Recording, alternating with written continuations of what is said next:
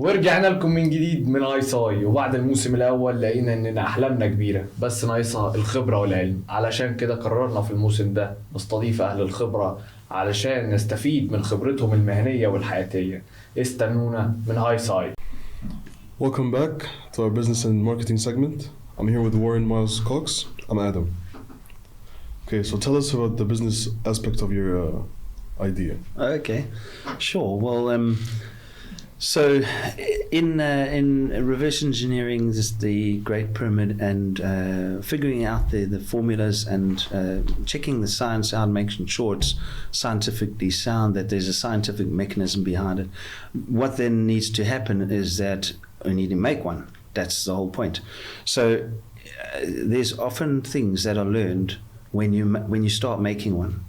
And so when you're talking about a pyramid resonant cavity that's 146 meters high, about 230 wide and long, and 7 million tons and 2.6 million cubic meters, it's quite a big thing just to make. Yeah. I can't make a small one.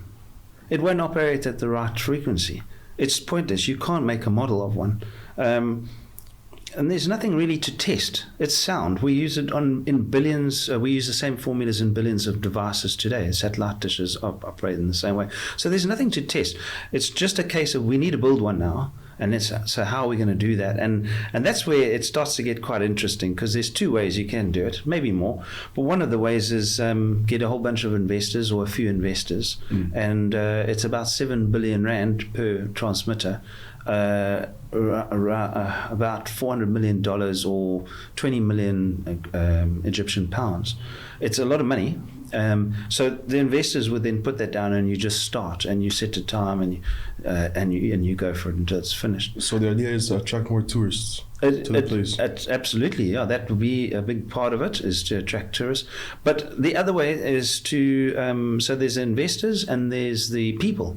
You can fund the thing through PayPal, and so I'm connected with the Prince of the Zulu Kingdom, Prince Elijah Mthethwa, who's also the member of Parliament in South African Parliament, and together with him, we are collaborating on one of these projects, actually two. And he's put aside two properties of 20 hectares each. And so on those properties, we'll start to build. And with what? We're starting with zero. And that speaks to how this can be replicated right throughout Africa, because we will collaborate with other kingdoms as well. So starting with zero, it sounds crazy. It sounds ludicrous. But I have some experience in that.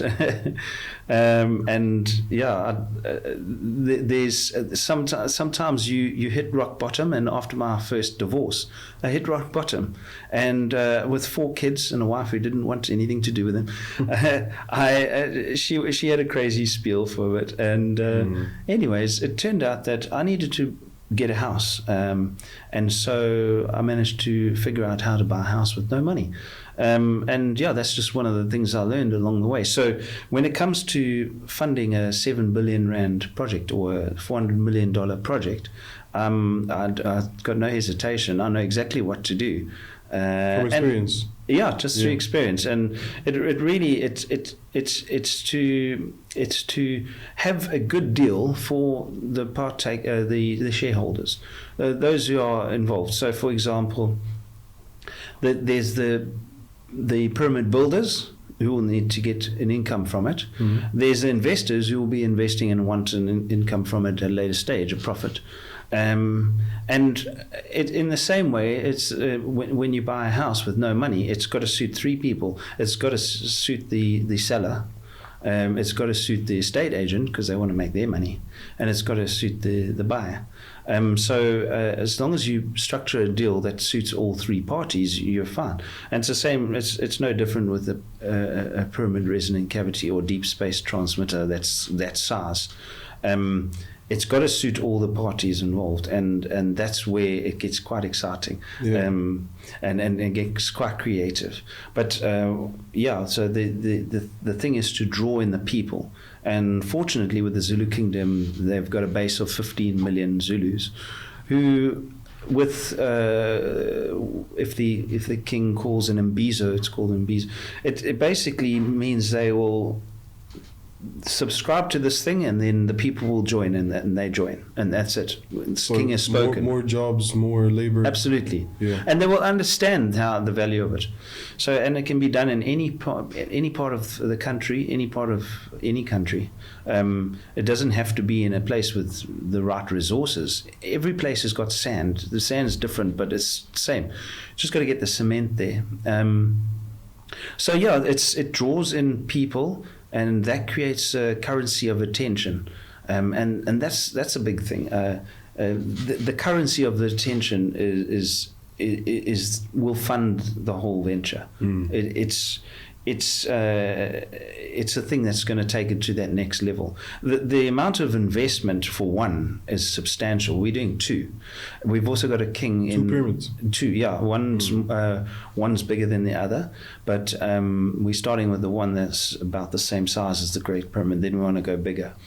And then we've got another king in Hammersdale region who I've already had discussions with, and his advisor, and we've looked at doing one in their area.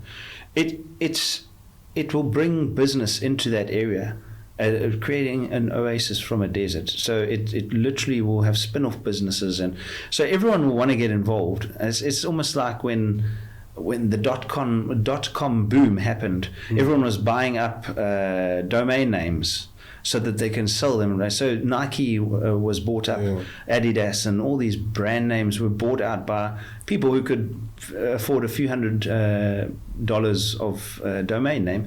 And later they were selling them for millions. And I think Elon Musk bought X back for quite a substantial fee because he had sold X.com along with the PayPal deal, I think, if I'm not mistaken, and he wanted to buy it back for his current X platform, and so it must have paid billions. Yeah, must have been. Yeah, you don't know. There's any number you can name, and so it will be with the early joiners, people who understand getting in at ground level, and those aren't always the astute investors. Those are often the people that have just got nothing better to do and don't mind clearing a bit of ground, and their share of that eventual profit will be much more than the investors. So it allows them to become part of a venture that's going to bring in long-term, a big long-term future for them.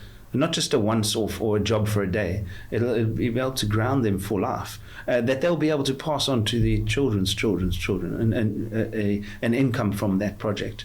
One of these transmitters will last 10,000 years, easy. It's just rock. Yeah, the ones they're trying to make is 10,000 years. Yeah. It will take like 2 to 3 years to make, right? So you can make it over 20 years. You can make it over 5 years. If you can make it over 2 to 3 years, you need to use additives in the cement.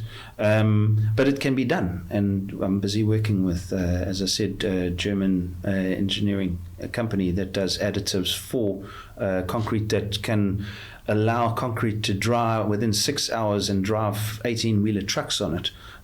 So whereas sometimes these drying periods take months.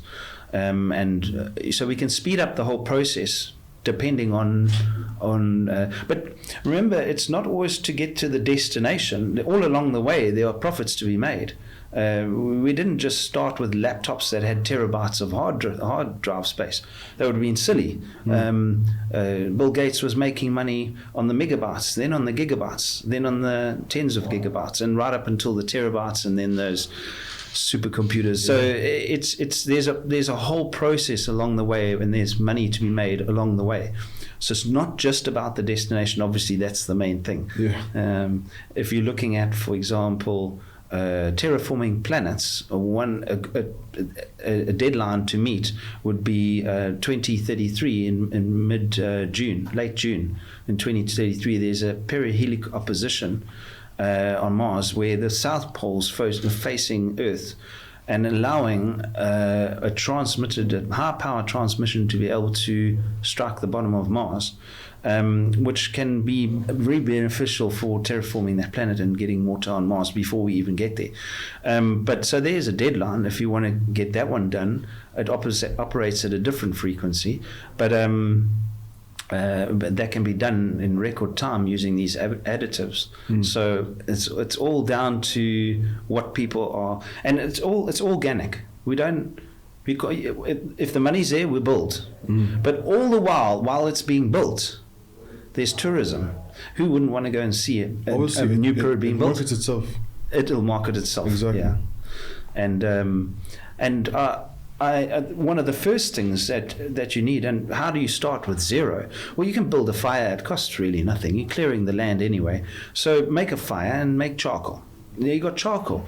You got black charcoal and you got white sand. You can make a QR code that's visible from space, from Google Earth. It's very ingenious. It's very smart. Yeah, so we might not be able to build that pyramid, start building that pyramid for a year or two, but at least you've got a very good advertising, and it'll be spotted on Google Earth, and there'll be an attraction. Build the airstrip first. Let people land there and stake their claim. It'll cause a run. It'll go viral. People want to stake their claim very, very quickly. Invoke companies to build hotels around the place, motels. Absolutely. Airstrips, correct, yeah. Every facet of business will be represented in that little oasis. So it really is such a huge opportunity. There's nothing that can stop that growth. Build it and they will come. It's just a concept that works anywhere you are on the planet. So you plan on making a 1-to-1 scale with the Khufu pyramid, correct? Yes, the Khufu pyramid 1-to-1 scale. In the content inside as well, or only the outside? So there will be. So I have made some enhancements to the design, and it's all The entrance is not entirely necessary. The Grand Gallery is not entirely necessary.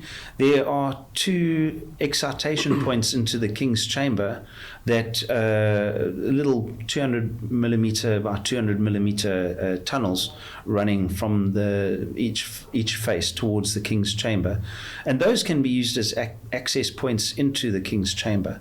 Another thing that's difficult is to suspend 5-6 meter granite lengths across a void of 5.236 meters. It'd be easier just to fill the cavity with a high permittivity material like magnetite, which is cheap, or copper calcium titanate, which is very, very high permittivity, about 14,000. So it increases the quality factor by 14,000, and the permeability of magnetite increases the quality factor by about 100. So it's 1.4 million increase in quality factor just by filling the cavity and not having it air, which means easier construction above. Those large granite capacitors will be supported quite easily. You don't need to suspend them over a large span, and so that's and those capacitors are necessary for temporary storage of that lightning bolt. So yeah, there's materials that we can use nowadays, and we can carve granite slabs very thin, which helps with capacitance. So there's no need to, and we have all sorts of different, like copper calcium titanate, copper calcium, CuCa TNI, Copper calcium 3, yeah, somewhere in there. That can be placed in between the granite slabs to increase capacitance. In the past, they used scarab shells and powder, which is called chitin. Chitin has a permittivity of around 10,000. So it does increase, but we don't need to kill scarab beetles anymore. We can just use copper calcium titanate. And so yeah, there's certain methods we can use. We can use lasers to build precise, and the more precise it is, I mean, the Egyptians did a great job. I mean, it's off 3/60ths of a degree or something like that, which is negligible. There's off like about half an inch at the bottom. At the top will be not perfect. So the fact that it's large means the scale of that pyramid increases the quality factor hugely. It also allows bigger tolerances. So it doesn't matter so much if there's little errors, and you can see that today. The Great Pyramid has lost its casing stones. The limestone casing has been used for other building uses, but the pyramid itself still resonates. It resonates at a different frequency in different chambers, but it's not like it used to resonate originally, but it still resonates because of its size, because the volume counts a lot towards that quality factor. So yeah, there's a lot of different things that we could do to change it and increase and make construction easier, and this is what we'll do. But in general, there's a whole economy that will be built around this. So how long do you think it will take to break even, maybe? So, well, the whole industry, I'm talking costs at the moment, the whole industry is projected to be about $6 trillion over the next 100 to 200 years. That's a one with 21 zeros behind it. That's a lot of money to be made off the deep exploration industry over the next 100 to 200 years. So that means that the bigger initial investment is well founded and it's worthwhile waiting for that. It'll bring in huge investors, big investors, institutional investors as well. So that is key. It's got scope. We're not thinking small here. It is like. Are you crazy? Are you crazy? Don't get me wrong. Sometimes I have to say, Warren, are you crazy? Because it is a huge project. And then it's not just one, there's many. Yeah. Africa is perfectly positioned because we run right from the north to the south in a line, and we can make use of that angle right across the whole continent. So in every country on this continent, we could build these things, and they would bring industry to that area. If you suddenly need 7 million cubic tons of concrete, you're going to need roads to get that concrete there. You're going to need trucks to haul the sand. You're going to need all sorts of infrastructure that will boost that whole economy. It doesn't matter if there's a war there. They'll be fighting over, I want a share in this, and they'll stop using guns. So all they want is money. They're fighting, so they're squabbling over scraps. And if you give better options and better alternatives, they'll want that. They just want to make a living. They want their families to die. It doesn't matter, terrorist or whoever you call them. They just want that. They just want to live, and give them a better alternative, and they'll come on board. And people are human. They get into situations and they become sort of evil. We call it evil, but that can be sorted with the right investment and with the right goals and vision. So I look forward to taking that into Africa, and I've got the official passport now with the Prince. South African passport? Yeah, I got my official passport, and we set to go out into all of Africa and to visit, especially through the kingdoms. Often the kingdoms and the kings have been put to the side, and the Zulu kingdom is getting assassinated from the highest level all the time, and it's sad, is because they have ownership of the land and now it's been taken away from them, and so it'll in a way give ownership back, and that's a good thing. It gets the people on board. It gives the power back to the people. Absolutely. Yeah. And the governments will still have a big part to play in this, obviously, to bring stability, but to go through the kings and to do this project successfully with the kings in South Africa, and then export that from there. I'm hoping to tie up Egypt with South Africa, so a whole long line of pyramid resonant cavities in every country. North Africa. Yeah, right through, because each one will transmit out at different angles, and so it's good to have a good representation across. 300 million light years it can transmit out to, with the quality factors that we're talking about. So you want to be positioned in the right places. And then it opens up all sorts of education opportunities for understanding resonance technology and how to, and ancient engineering and reverse engineering. And it opens up all sorts of avenues for study and for education. So there's a project that I'd like to do with Ibrahim at the moment, is to work out what each of these transmitters were designed to operate at, what operating frequency they were designed for, because that's a big thing, is to know why that thing was built. Finding out its operating frequency is quite simple, especially for the pyramids that have been opened up. You wouldn't go. You don't want to go and open up the ones that aren't open. But there's a certain amount of radar, muon technology, and all these different types of 3D scanning that we can actually we can see inside. We don't have to break it apart, and we can start to see the operating frequencies, the cutoff frequencies. These are big factors. These are big parameters to work around. You know, the lightning bolt, as I said, about 9 terawatts, 300 million volts, 30,000 amps on average. Some are more, some are less. But the height of that pyramid resonant cavity determines where the discharge happens. Higher up you go, the higher frequencies it discharges at. And so if it was discharging from sky to ground, it would be in your bulk of your power, 90%, would be in the low frequencies, not really usable. And what the idea behind the large design is that it brings the point of the Earth up to the sky, closer to the sky, and allows for larger frequencies. And that's where your most amount of power is contained. So 90% of a lightning bolt's power is contained in the region of around about just over 1 megawatt, 1.3 megawatts. And if you do the cutoff frequency of the Great Pyramid using the dimensions 230.384 meters on the length and width and 146.608 on the height, and you do mode numbers 111, you get a cutoff frequency which is basically in the 1.35 megahertz range, which means the bulk of that lightning bolt is not being lost. And that's the key. So bigger structures is better.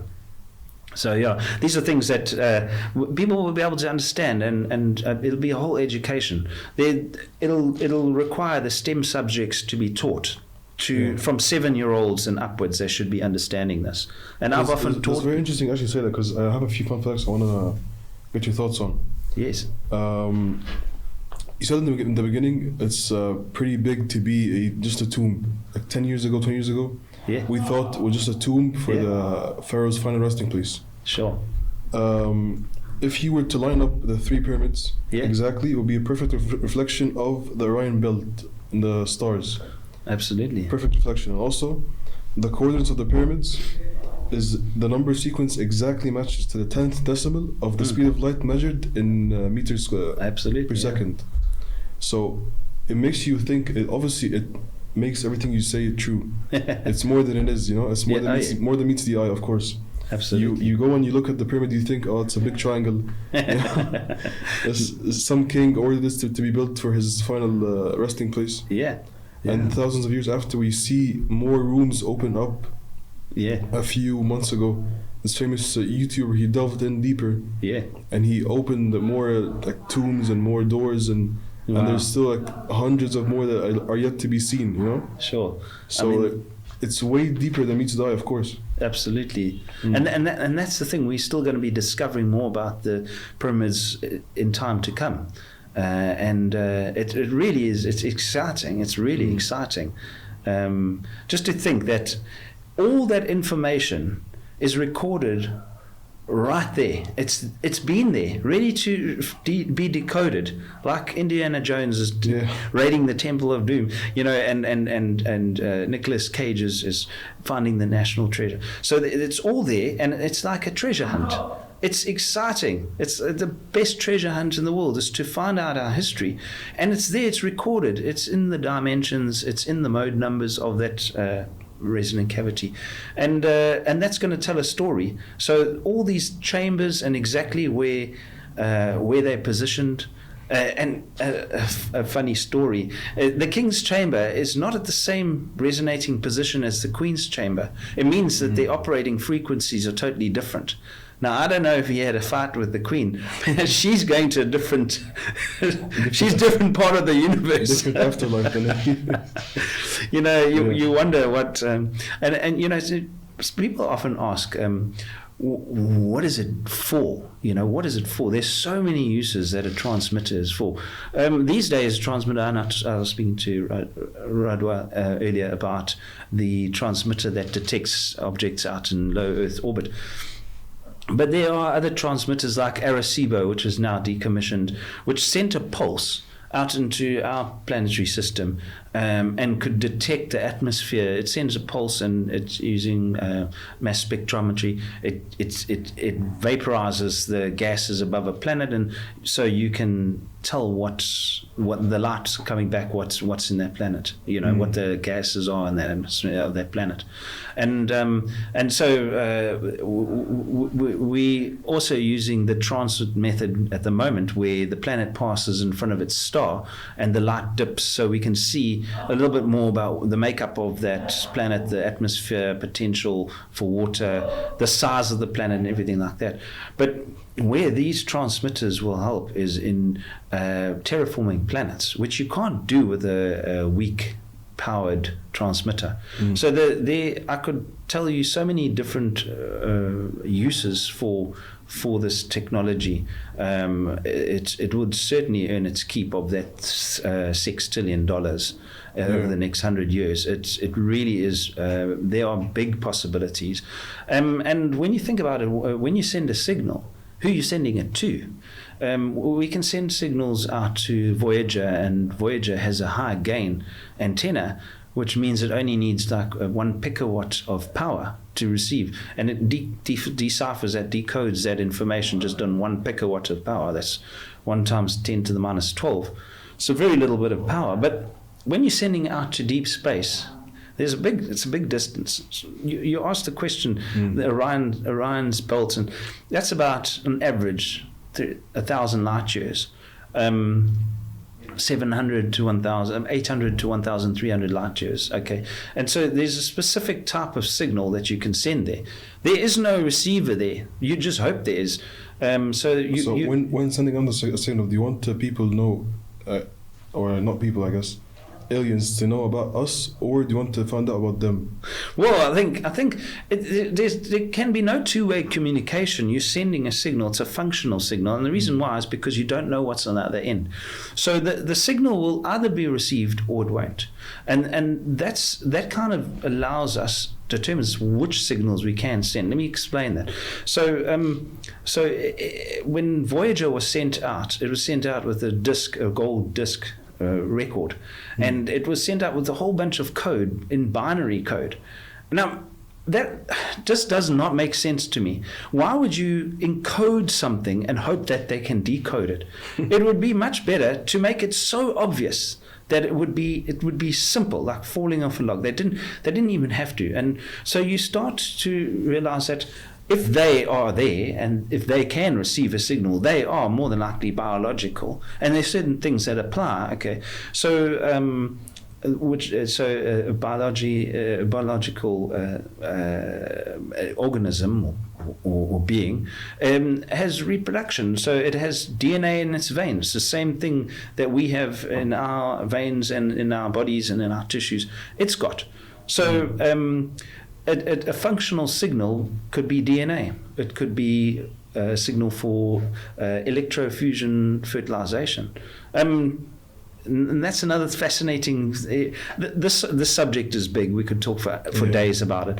But if you look at the most empires as they rise, like the Greek and the Egyptian, you'll eventually see the experimentation between species, cross-species fertilization. And you can see that in the Sphinx, and you can see that in all these different, in the Greek it was the Minotaurs and the Cyclops and all these different, but we're doing the same thing nowadays with electrofusion fertilization, and it really is simple. It's 2 electrodes, a little voltage across it, and that creates an electric field which vibrates the outer membrane of a egg cell, for example, and allows a sperm cell to enter through those through their pores created through electroporation. It allows 2 different species to merge quite easily. It's not rocket science. It's actually that simple. So that can be done quite easily over distances.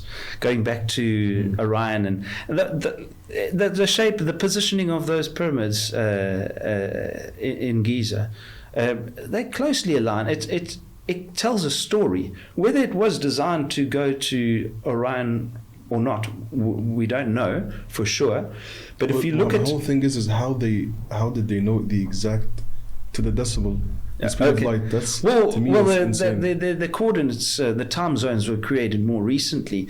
Perhaps they had in mind that they wanted the 299792458 meters per second or coordinate measurements 29 degrees to coincide with the Great Pyramid. It could be, or it could be just coincidence that the Greenwich meridian happened to be the starting point, and if you go 29 degrees out, you'll get the pyramid. But I don't really believe in coincidence. Yeah, exactly. I think it's by design. It's too big of a coincidence, in my opinion. Yeah, no, it is, and there's a lot of things, and when you do the maths and you work out the formulas, it's actually staring us in the face, and it makes me wonder, why haven't we just built one? We don't have to. I mean, they get so worked up on how the pyramids were built. We can't even carry 100-ton blocks these days, and we don't have to. We can do it slightly differently. The same principles can apply, you know. So yeah, there's a lot of crazy bits of information that are contained in those pyramids, and each one tells their own story. From the steps of the stepped pyramids, the length and height of those steps are critical to the wavelength and the operating frequency of that pyramid resonant cavity.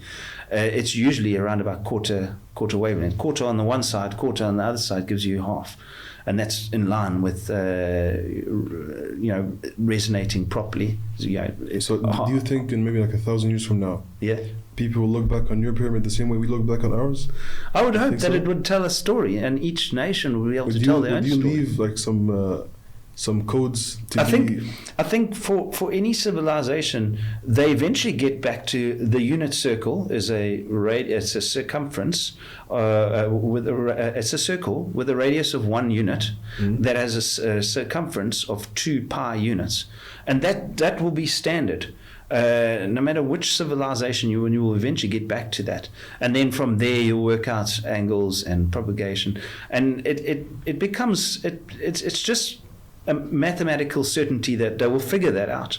So you can record through the positioning of the resonant cavities within the pyramid resonant cavity, you can record information that you would want future civilizations to know and understand. You can record it. Would you leave it like out in the open, or like some encoding maybe? Oh no, I don't mean a physical artifact. Bear in mind, nothing must be placed within that cavity. It attenuates the signals. It's got to be just rock, and only where the king's chamber or the rectangular resonant cavity is, you have your granite. But so no. The only evidence of there being a design is in the placement of that king's chamber. That's what stays permanent. You can't move that placement of that king's chamber, and from when it's designed and built, it will never be able to be moved. It's recorded in rock. That's what I mean by recorded. So it's not a message that we leave behind, or it literally, the maths is recorded in the rock. And that's what I think these pyramids that are around the world are speaking to us. They're speaking to us by their design. Their design is telling us stories, and we got to listen. There's frequencies that they were operating at. Their operating frequencies are determined by the positioning of those resonant cavities within their boundaries. And what a pleasure to work it out. From that, you'll be able to work out how many light years away that transmission was meant for. What was its capability? From the materials, you'll be able to work out how the quality factor. You'll be able to work out from the smoothness or the roughness of the granite, and what type of granite. If it was the pink granite or the red granite from Aswan, what iron content. You'll be able to work out what their design was for that pyramid resonant cavity and where its destination was. So and on that point, I mean, there's so much that can be worked out. That's why I look forward to discovering more, and then going to different nations around the world where they have these pyramids. And for example, Ethiopia have got very steep pitched pyramids. The best pitches, as I was saying earlier, the 51.84 degrees for propagation. It's the perfect pitch. It attenuates on either side of that. The Khafre pyramid is 54 degrees, and the Red Pyramid, for example, is 42 degrees. Those are both, on either side, but the best angles. So these things tell a story. They tell a good story about what the intentions of these pyramids were. And there's huge scope for this. I get excited about it, and I talk to a lot of people, and there is a need for it. Elon Musk and Jeff Bezos are going to the moon. It's a given. And we've been to the moon before, and we're going to go again, and we're going to Mars. And then from there, where to? Where do we go from there? We're limited now by rocket technology, and the next level is light-speed travel? Electromagnetic transmission. Yeah. And with that, we can then go at light speed. You think we could? Yeah, at light speed you require no mass, and a signal is no mass. Do you think you can transport a human being? No, not a human being. Yeah. It'll be akin to a very powerful microwave cavity. It'll be vaporized, but the signal remains within that carrier wave. So the primary carrier will be, for example, the sarcophagus determines the primary carrier wavelength. And then the king's chamber is the sarcophagus within the king's chamber. The positioning of the sarcophagus within the king's chamber determines the secondary carrier wave. And so you have nested modulation. The signal is modulated onto the primary carrier, and that's modulated onto the secondary carrier. They do that so that it can transmit over vast distances, because a lower frequency, larger wavelength will transmit further with less attenuation over large distances. The signal remains coherent, less phase issues. So so these are things that are they're quite exciting, because we have got so much potential to take this to the next level, and Africa is perfectly positioned for this. We are perfectly positioned for this. We've got an oversupply of people that need work.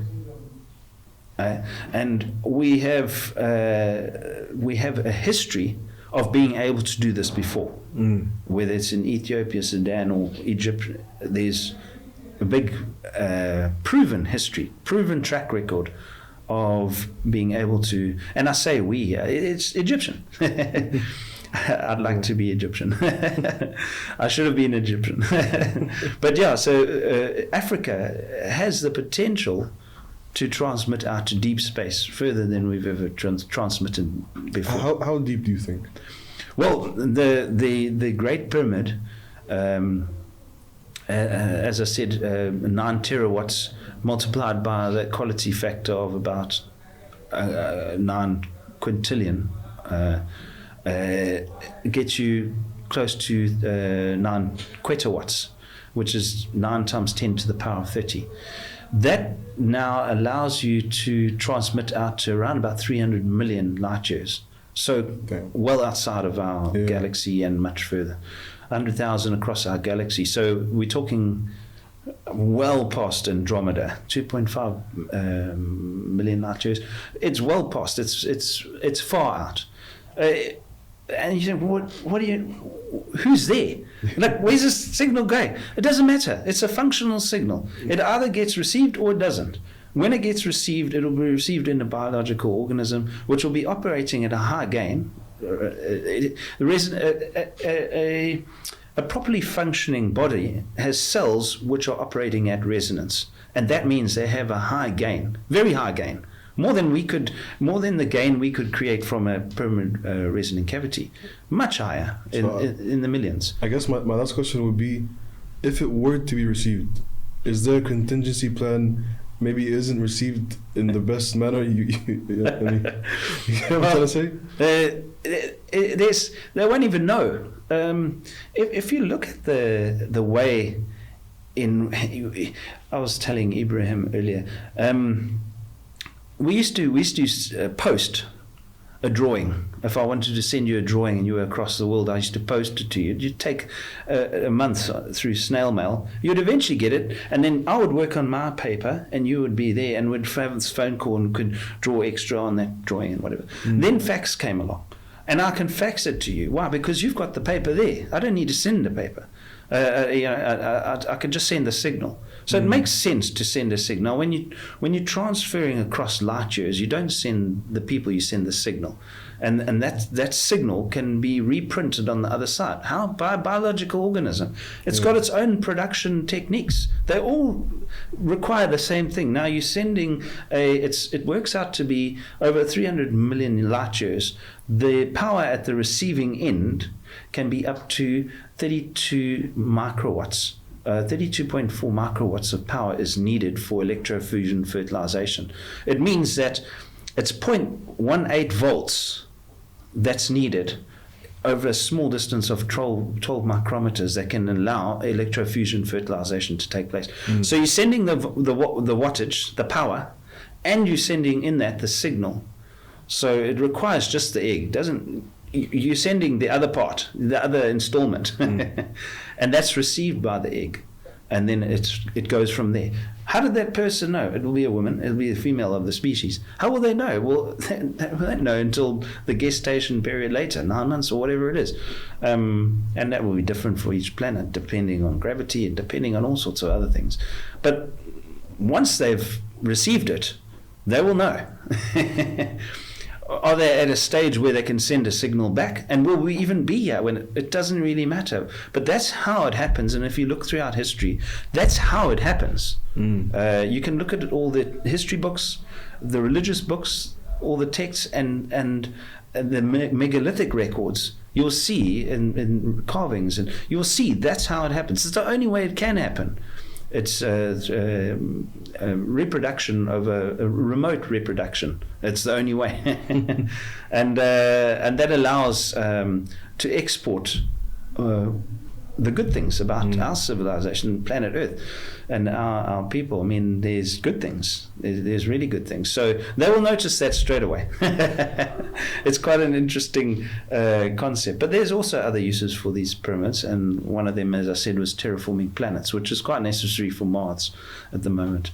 So I hope I've given you a bit of a broad view of what the project is all about. It's quite a big subject, but I've often trained people that are 7 years old and upwards, and the maths is not that bad. It's actually quite easy, and to understand it and then to apply it, it becomes fun, like a little adventure. So I look to be able to teach children right up to adults, and over the years increase the education so that we can start to produce these things right throughout Africa and kind of relieve humanity in especially in Africa. I think it's a big part of advancing our planet. We a little bit going backwards because we lack vision. And with a clear, perfect vision, we'll stop squabbling with the stupid things and civilian affairs, and we'll start focusing on a goal. Yeah, I feel like after a while we've begun to regress rather than... Absolutely. Yeah. And that's a decline that you don't want to go down, because Elon Musk says this often, and this is well known. It's, we for a brief period, 100 to 300 years, maybe 400 years, we have advanced in our understanding of technology. And at this window period, it's on a fine line. We could go down and we could go up. And when you look at the world at the moment, which way are we headed? Going down. It is. Yeah. And all we need is to start with better ideas.